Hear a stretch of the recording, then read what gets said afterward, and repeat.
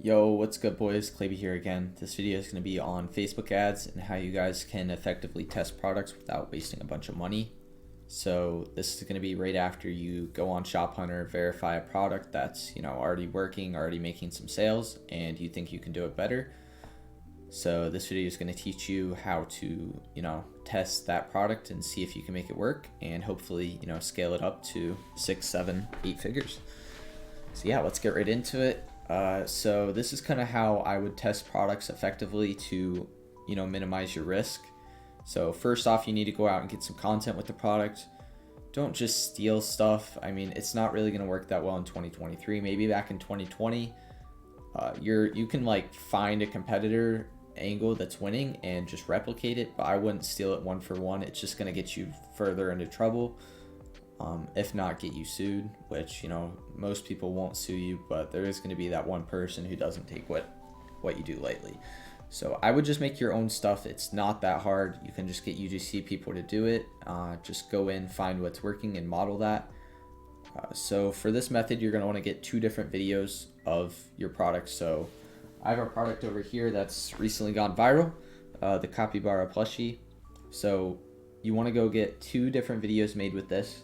Right, so you could do an angle around save the capybaras, they're going extinct, 10% of all proceeds get donated to the National Capybara Foundation, something like that. And then the second angle could be like, look what my boyfriend got me for my birthday, it's so cute, it's 50% off today only, right? So that's 2 different angles, completely different videos, different hook, different content inside the video, even different faces, right? I would get 2 completely different UGC people to do it. And once you get that, then you can get started with this step. So to test on Facebook, right, I like doing this thing where you test like 50 different hooks and then you take like the best hooks out of those and then put them in a conversion campaign. So to start, we're going to do you're going to click create, you're going to go to traffic and do a traffic campaign. You're not going to do a sales campaign, do a traffic one. So once you click create, you'll be in this menu here. You're going to do, oh shoot, I'm in the wrong campaign. Okay, this is the right one. You're going to do traffic, and it's going to be ABO, so you're not going to do CBO. And you're going to do, we're just going to start with like one ad set, one ad, right? And we'll duplicate once you're done. So you don't need to duplicate everything right away. So you're just going to have the one ad set, one ad, one campaign. You're going to do website, and you're going to do maximize number of link clicks, and then daily budget's going to be $5, and then you set it for 2 days later at 12:01 a.m. Disregard the time zone, it's just because I'm on an incognition profile. And then you're going to do United States, or wherever you're advertising to, I should say.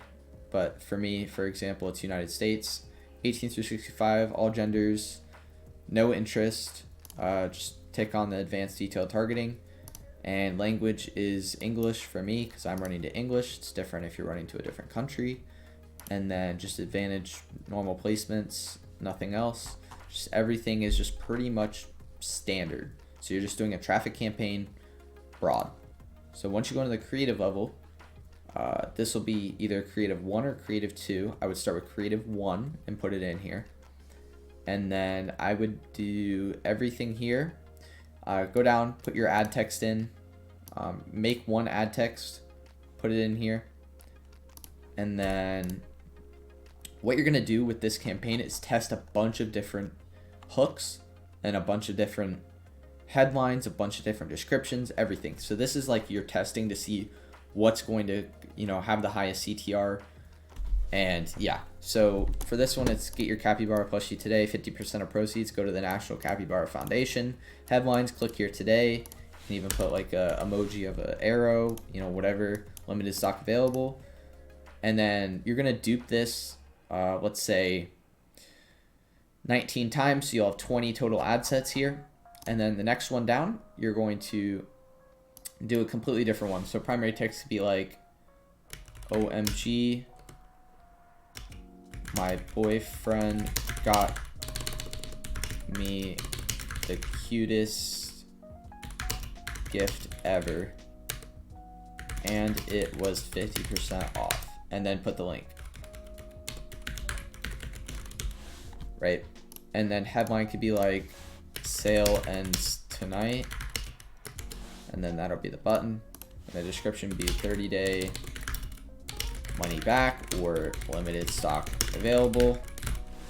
Right, I butchered this spelling, but you get the point.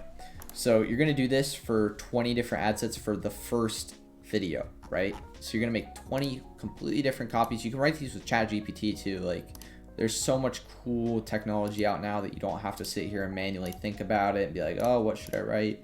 You can just have AI do it. So you're gonna make 20 different for ad 1, and then you're gonna literally duplicate everything again and change the ad to video 2. So you're gonna test 20 different ad copies on video 1 and 2.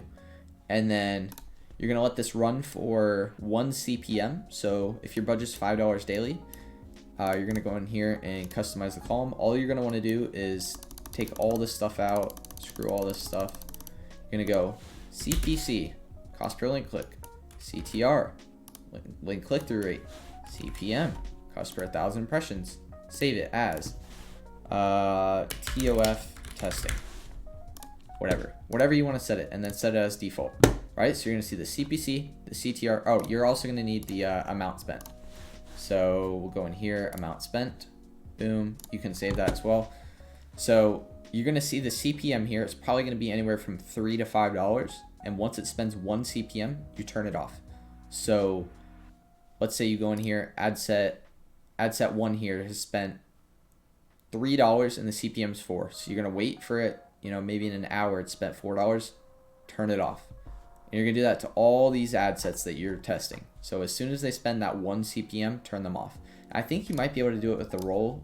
I'm not sure. CPM.